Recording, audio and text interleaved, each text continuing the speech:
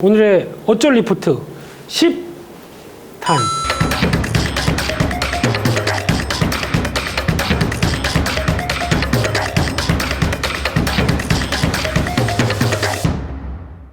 요즘 핫하고 뜨거운 S오일, S오일이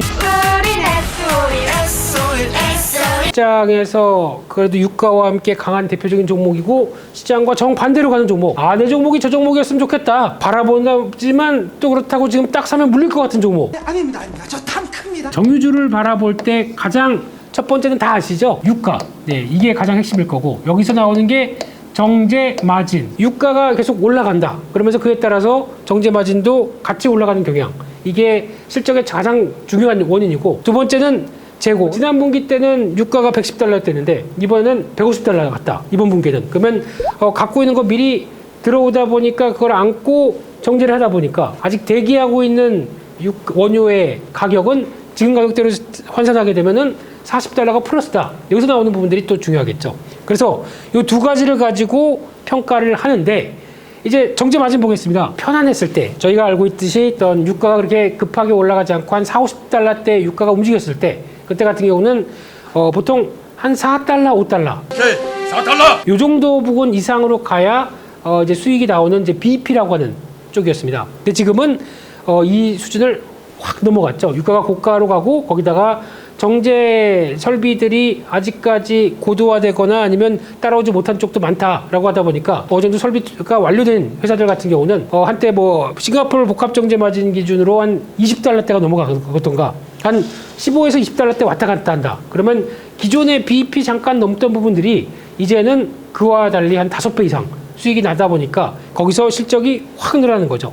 게다가 또 유가 같은 경우는 만약에 이게 지금 120달러대에서 그렇게 크게 안 움직이고 100달러, 120달러대 왔다 갔다 한다라고 하게 되면 작년 동기 대비해서 만약에 실적을 봤었을 때 가격은 오히려 꾸준히 이 정도를 유지한다고 하게 되면 재고 평가 이익은 많이 나올 가능성은 없습니다. 그렇기 때문에 핵심은 이 정제 마진에서 나온다라고 봐야 되겠죠. 이게 가장 큰 핵심이고요. 그러면은 이거는 결국에는 유가와 연동돼서 움직인다라고 보는데, 그러면 이제 저희가 유가가 이렇게 강하게 되면 S오일 계속 투자해도 되겠구나 라고 생각하는데, 요 놈이 죄송합니다.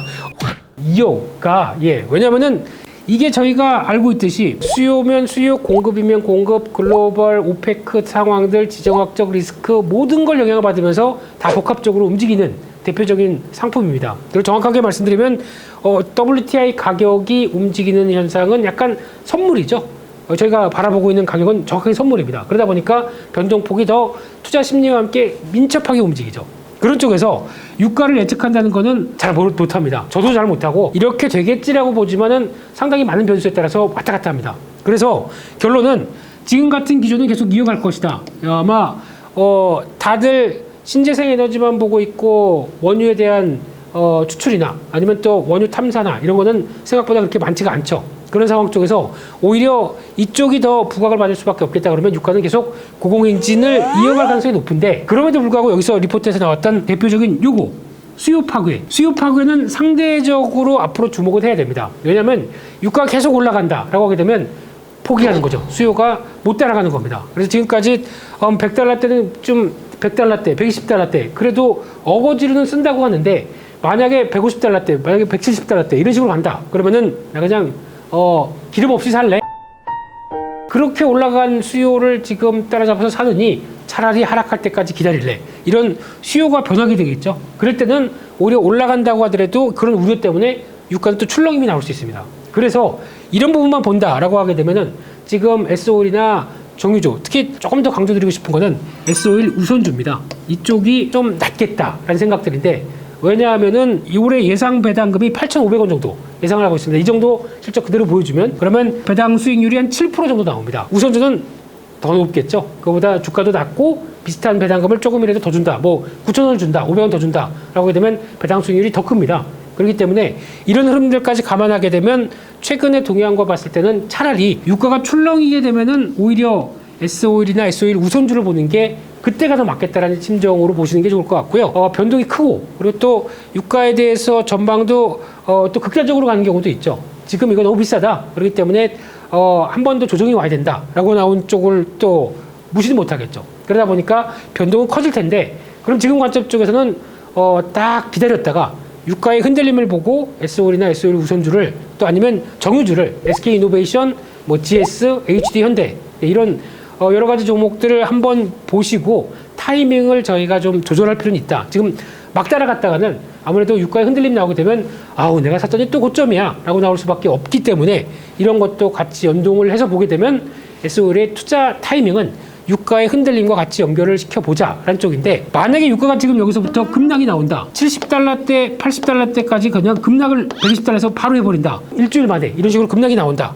이거는 대피하셔야 됩니다. 시장에 오히려 나와야 될 경기가 심하게 위축되다 보니까 거기서 나오는 어떤 유가에 대한 수요가 완전히 줄어든다라는 명제하에서 나오는 변화입니다. 그렇기 때문에 유가도 여기서 급락이 나오게 되면 그렇게 좋은 현상은 아닙니다. 그래서 아마 지금은 100달러에서 120달러대 정도쯤 꾸준하게 왔다 갔다 하면서 그 정도 고점대를 약간 높여갈 수밖에 높여가는 구조와 하반기에 나오는 여전히 화석 연료에 대한 수요는 꾸준히 나올 수밖에 없다라고 하게 되면 앞으로의 변화들은 유가와 함께 연동할 수 있는 대표적인 종목이기 때문에 SOL은 사자 갖고 있어 봐도 된다. 하지만 유가를 잘 보면서 대응하자.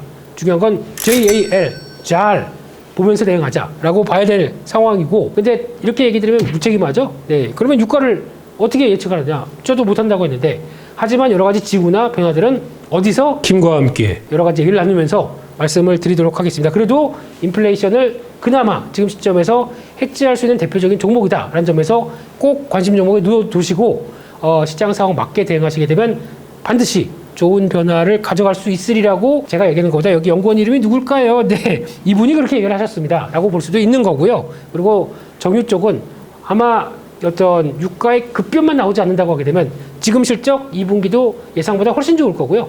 3분기도 그 정도까지는 이어질 텐데 유가의 동향에 따라서 올해가 또 피크아웃이냐 이 얘기 나올 수도 있습니다. 하지만 이 수요 기반과 함께 나오는 변화까지 생각하게 되면 피크아웃 얘기는 당장 뭐 분기별로 본다고 하더라도 나오지가 않을 가능성이 높기 때문에 여전히 잘 지켜보자. 이렇게 정유주에 대해서 정리하겠습니다. 끝!